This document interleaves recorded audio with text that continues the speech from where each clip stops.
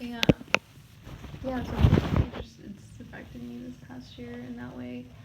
And then like a whole bunch of other stuff too. So that really led me to learn more about it and just deal with it personally and help or find help in ways that like I just didn't know of. And I think I'm still in a way trying to deal with it, especially because I've always been so like strong-headed where I'm like no, like I'm fine, like I can put up with so much shit and like I'll be fine. Yeah.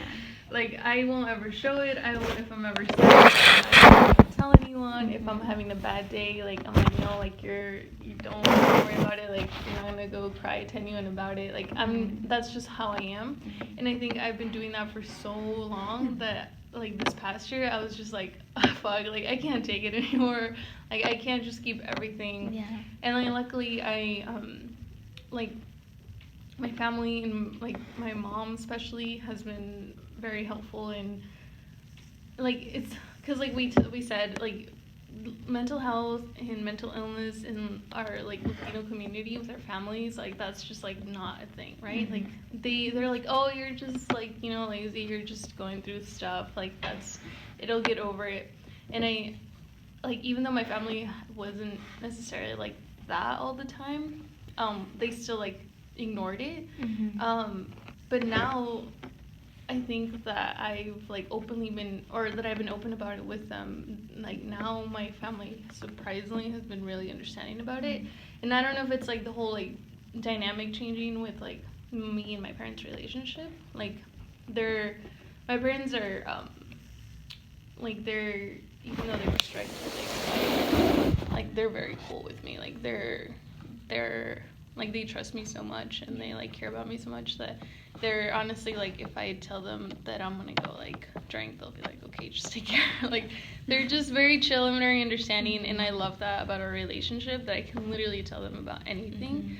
And now I don't know if that because of that is that the fact that they're taking more acknowledgement into my mental health now, that luckily like they know about it more. I literally like can call my mom and be like, I feel stressed, I feel like anxious, like help me, talk to me, and just make me forget.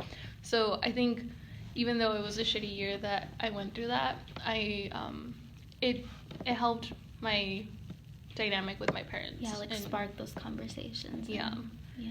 And I don't know if it's just because sometimes you just have to deal with it and just for people to really like be affected by it and be like, oh, this person is actually going through serious things that brings up these conversations. But luckily, that helps me a lot too. Do you personally like? Would you consider yourself to struggle through any like mental health issues, mental health illnesses? I think I can relate to a lot of what Nayla said. Just like bottling up all of your feelings and just even though you're hurting inside, you can't show weakness. Yeah. And you have to be strong. I think for me, I've always had to, show strength so that other people in my life could be okay. Like my mom, especially, our living situation, the relationship that she has with my dad, has caused so much severe like depression on her side and stress, and it was to a point where she didn't want to like get out of bed and she didn't want to do anything, and so I saw the way that it was affecting her.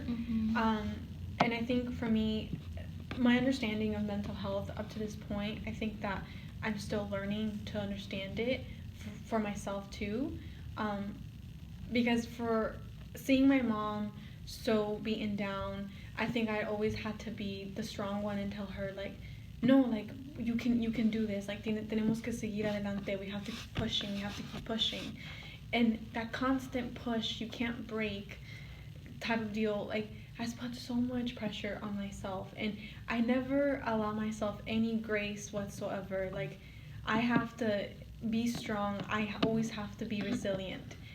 And especially after DACA ended, I think that's when my anxiety just like went through the roof. and I had a lot of like sleep deprivation because the stress of like having to do everything, like you can't let anyone down, like your family is counting on you, and also feeling like I can't go to anyone to talk about things because I felt like if I were to tell my mom like I'm going through all this anxiety, I'm going through all this pressure, through this stress, like I didn't want to see like let her know that I was struggling. Like I wanted her to see me strong so that she could have more energy too.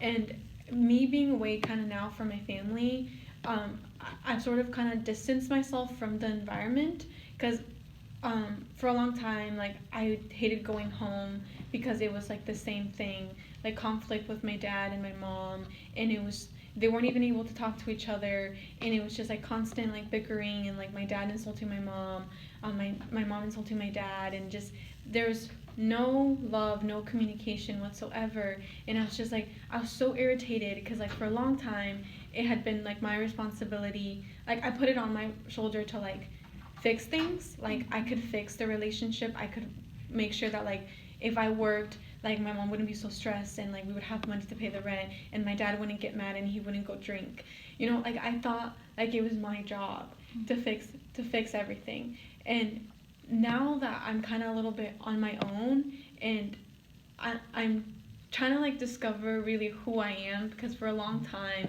it was just I did everything that my mom wanted me to do. I was always what like kind of like the perfect daughter, like I had to work, I had to do everything for her, I took care of my siblings, like everything I did was to be perfect, and you know I couldn't make a mistake. And I think I just realized that like that's like that's not who you are, like you're not perfect, like, and you need to understand that, and that you need help, and that when you're feeling stressed out, like you need to talk to someone about it. And I just need to be more gentle with myself because I beat myself constantly, like it's like this little voice inside me that just like the way that my self-esteem and the way that I treat myself and the way that I talk to myself is very harmful, like not physically but like mentally, like I beat myself down all the time. And I think it has to do a lot with just sometimes the way that my dad would beat us up like mentally